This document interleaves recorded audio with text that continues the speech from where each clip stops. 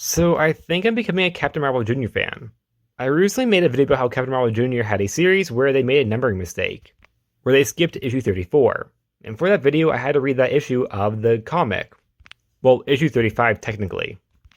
And I really liked it. So I read even more issues. And then even more, and I liked them too. I ended up reading 12 issues of this series that I did not pirate off the internet because they're unavailable from where I live. I would never do such a thing like that. Okay, this series is really old, so reading it is really hard. And it's even harder because this technically isn't a DC comic, it is a Fawcett comic from the 40s and 50s. So, can you blame me for having to use my resources that aren't exactly.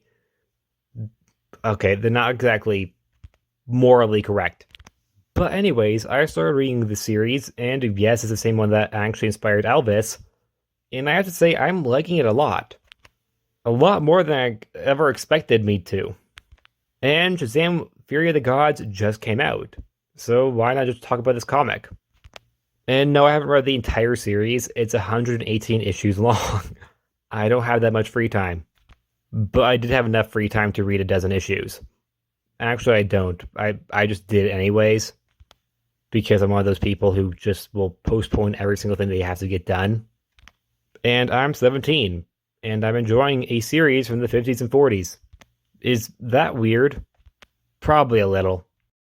Now, the thing that stands out to me about this series, considering what time it comes from, is how it's not racist. I mean, I only read a dozen issues, so maybe it was just those 12 issues I read. And it might sound like a weird thing for me to mention, but trust me, I've read a lot of comics from this era, and yeah, they can be very racist. Mainly Flash comics, weren't only Flash stories. Johnny Thunder was a main character in that comic, and his whole backstory literally included him being painted. And I'm a person of color, so I don't feel comfortable reading that. I mean, I'll do it for a video, if I have to read a old school comic. But I think this is the first time I've ever read an old school comic and not felt uncomfortable. As usually my favorite comic books are from the early 2000s or late 90s. I like some modern day comics too, like the Poison Ivy current series. And Dark Crisis was okay in my opinion. But my favorite was definitely Blackest Night. Oh, and Age of Apocalypse. Oh, and Sandman, and Dark Victory, and Long Halloween. I like a lot of comics, okay? I actually think Long Halloween is my favorite out of all of them. Then Sandman, and then I don't know. But back to the topic we're talking about, issue 35 was the first one I read, because it was for the video that I made, since it was the one that messed up the numbering for the series. It is actually the first appearance of Savannah Jr., the son of Savannah, and the first story has a cat dying in it, which was really sad, because some old guy has made this new technology that can predict when someone dies, and it predicts that Captain Marvel Jr. will die in 24 hours. So he goes out and questions the way he lives, his life. Even thinking about killing a man because he always gets out of jail. This story has a very kiddish tone, but it also has a very dark undertone. So it can excite young readers, but it can also bring in some interest from older audiences. Lucky for me, I'm a teenager, so I read it for both.